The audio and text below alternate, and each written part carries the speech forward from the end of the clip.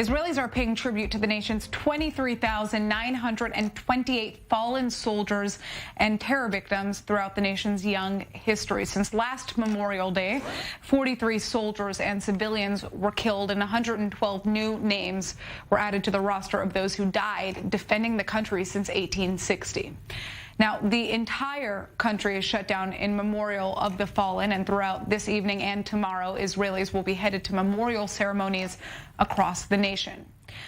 Joining us now is Arnold Roth, the father of Malka Hannah Roth, a young woman who was just 15 years old when she was tragically killed in one of the most well-known terror attacks in the history of Israel. She, along with 14 others, were murdered when a terrorist blew up a Sparrow restaurant in Jerusalem back in August of 2001. So, Arnold, I'd just like to thank you so much for being with us today. You know, Memorial Day is obviously tough for so many Israelis across the country, but especially for you and your family, given the tragedy that you went through. And I know it doesn't get any easier to talk about this, but please walk us through what happened on August 9th of 2001.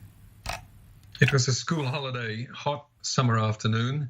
My daughter and her best friend, girl of the same age, the daughter of our next door neighbor, did some wonderful things in the morning, decorating the bedroom of a friend who was coming back from overseas. And then before they headed off to a meeting of madrichot, of youth leaders, that was going to take place in the afternoon, they went through the center of town, and they were standing at the counter of the Sbarro pizzeria when a young man walked in, looking perfectly normal with a guitar case on his back.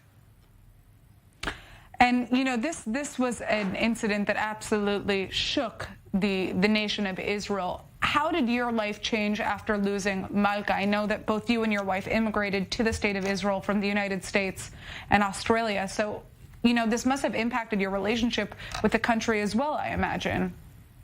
It's had reverberations in every direction on the human axis that you could imagine: marriage and relationships with children, with neighbors, with the government, with politicians, and so on.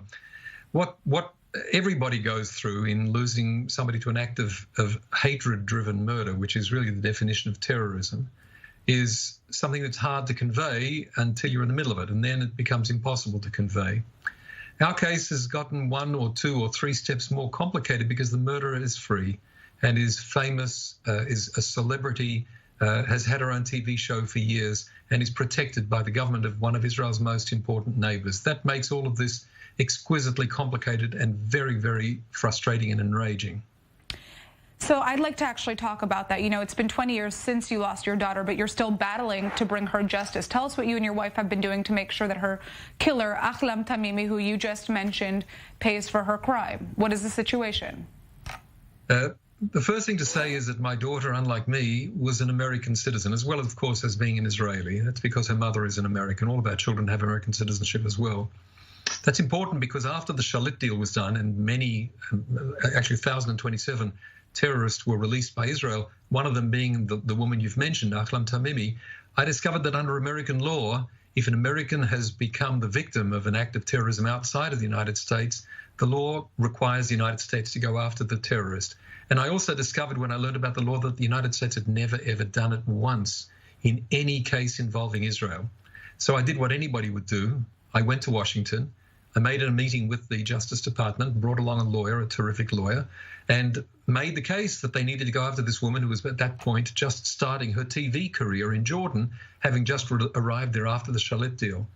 They did everything that they said they were going to do, but it took 5 years. 5 years later, in March 2017, we were notified that charges against the woman were being unsealed. She was being named one of the FBI most wanted terrorists. Only the second woman ever to be there, and eventually a $5 million prize on her head. And yet here we are in 2021, April the 13th, and she's not only free, she's fabulously famous, and everybody in Jordan, everybody, thinks that she's the national hero, and the government won't hand her over to the United States. And just to finish that description, the most horrifying aspect of all of this is that Jordan and the United States have a treaty, an agreement, a contract for precisely this kind of situation. The United States says that woman is a fugitive, hand her over. And the only question that the Jordanians are supposed to then ask is what time and on what flight. That's not what's happened. The Jordanians have flatly refused. This is an ongoing battle, an uphill battle. Obviously, it doesn't seem like much has been moving for you. 20 years later, what is your advice to others who have lost loved ones to conflict like this?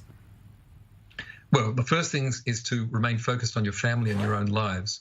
But if there's a justice dimension and justice hasn't been done, then I don't know if there's a more important cause to go after than justice. If we don't have justice in our societies, we don't have a society. So though I don't know that that's relevant to very many people, I know that in my own case, I find myself mostly talking to people in the United States, in the Congress, people in public positions, saying, how can you allow this to go on? I say it here in Israel as well, but I have to say there isn't much interest in Israel in seeing this resolved. And I imagine that that's because of political considerations of various kinds, but we won't stop. And though it may seem like not much has happened, we're actually on the verge of making some very important announcements about things that have happened. And in the end, we expect that we will see this woman in chains brought across the Atlantic and stand trial in a Washington court.